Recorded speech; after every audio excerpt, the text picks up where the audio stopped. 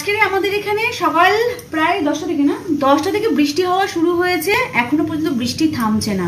তারপরে আমাদের এখানে তো একটা রোগ রয়েছে যে একটুখানিও যদি এরকম পাতা এরকম এরকম হেলেছে দুম কারেন্ট দুম, মানে এটাই হচ্ছে আমাদের বাড়িপুরে আমাদের সারাদিনে বোধহয় যে কতবার কারেন্ট যায় আসে তার নেই ঠিক।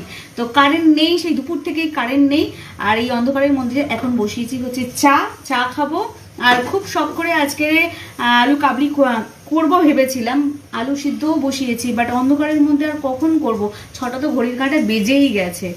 তো দেখা যাক কখন কারেন্ট আসে। চিঠি পড়বে চিঠি। তবে অন্ধকারে আমরা মানামানি করব না, আমরা যেহেতু খেতে ভালোবাসি তো খাবো, অন্ধকারেই খাবো। আমাদের কে আটকাবে? আটকাক দেখি, কেউ আটকাতে পারবে না। আর আজকের আমাদের জীবন সার্থক হয়ে গেল। আমরা লিখি ভিলেজ সালেপুর, কলকাতা 144, বাট কলকাতার কোনো নামো নিশান নেই। ভিলেজ সালেপুরের নামো নিশানটা বাড়িপুরে আছে। আমরা গ্রামে থাকি, হ্যাঁ আমরা গ্রামবাসী, সেই জন্য আমাদের এখানে 24 ঘন্টার মধ্যে 20 ঘন্টায় কারেন্ট থাকে না। ওকে, টাটা।